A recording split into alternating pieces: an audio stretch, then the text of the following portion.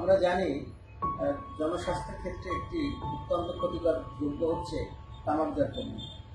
এইটা নিয়ন্ত্রণ করার জন্য জাতিসংঘ 2003 সালে একটি ফ্রেমওয়ার্ক কনভেনশন তৈরি করে, যেটিতে 2004 সালে বাংলাদেশ স্বাক্ষর করে এবং তামাক নিয়ন্ত্রণের জন্য প্রথম কোনো দেশ হিসেবে 2005 সালে বাংলাদেশ তামাক নিয়ন্ত্রণ আইন প্রণয়ন করে।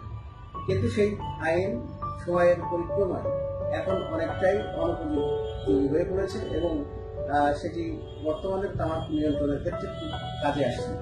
এমতো অবস্থায় বাংলাদেশ সরকার 2023 সালে তামাক নিয়ন্ত্রণ আইন সংশোধন করে আরও যুগোপযোগী করার উদ্যোগ গ্রহণ করেছিল। কিন্তু তামাক কোম্পানির হস্তক্ষেপ এবং সরকারের নীতি নির্ধারকদের নানান ধরনের ডিলেমার কারণে এই আইনটি এখনো পর্যন্ত আইনে পরিণত হয়নি। ফলশ্রুতিতে বাংলাদেশের জনস্বাস্থ্য মারাত্মকভাবে ক্ষতিগ্রস্ত হচ্ছে। আমরা জানি প্রতি বছর তামাকজনিত কারণে বাংলাদেশে 1,61,000 মানুষ অকাল মৃত্যুবরণ করে। এই বিশাল ক্ষতি পুষিয়ে নেওয়া কোনোভাবে সম্ভব নয়। এমতো অবস্থায় মানুষের প্রাণহানি থেকে বাঁচার জন্য সর্বোত্তম উপায় হল তামাকের ব্যবহার নিয়ন্ত্রণ করা, যেটি জাতিসংঘ সহ আন্তর্জাতিক নানান ধরনের উদ্যোগের সাথে বাংলাদেশ একাত্মতা প্রকাশ করেছে এবং বাংলাদেশের একটি রাজনৈতিক কমিটমেন্টও রয়েছে যে 2041 সালের মধ্যে বাংলাদেশ তামাকের ব্যবহার শূন্যের কোটায় নামিয়ে আনবে। সেই লক্ষ্য বাস্তবায়ন করতে হলে তামাক নিয়ন্ত্রণ আইন শক্তিশালী করার কোনো বিকল্প নেই। বর্তমানে বাংলাদেশে তামাক নিয়ন্ত্রণের জন্য যে সমস্ত প্রতিষ্ঠান রয়েছে তারা যথাযথভাবে দায়িত্ব পালন করছে না, কারণ আইনি সুরক্ষা সেভাবে তারা পাচ্ছেন না।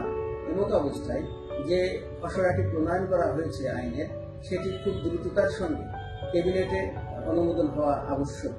এই আইনের যে সমস্ত বিষয় নিয়ে তামাক কোম্পানিগুলোর আপত্তি রয়েছে সেগুলো অত্যন্ত খোড়া যুক্তি দেখিয়ে তারা এই আইনটি বা অনুমোদন করার ক্ষেত্রে নানান ধরনের প্রতিবন্ধকতা সৃষ্টি করছে। এমতো অবস্থায় সরকারকে শক্তিশালী ভূমিকা রেখে জোরালোভাবে এবং অত্যন্ত দ্রুততার সঙ্গে এটি ক্যাবিনেটে অনুমোদন করানোর উদ্যোগ নিতে হবে। এর পাশাপাশি এটি আইনে পরিণত করার জন্য, যেহেতু এখন সংসদ বলবৎ নেই, তাই মহামান্য রাষ্ট্রপতির অধ্যাদেশের মাধ্যমে এটিকে আইন হিসেবে প্রণয়ন করে সেটি বাস্তবায়নে যেতে হবে। অন্যথায় আমাদের জনস্বাস্থ্য মারাত্মকভাবে ক্ষতিগ্রস্ত হবে এবং আমাদের মৃত্যু আরো বাড়তে থাকবে।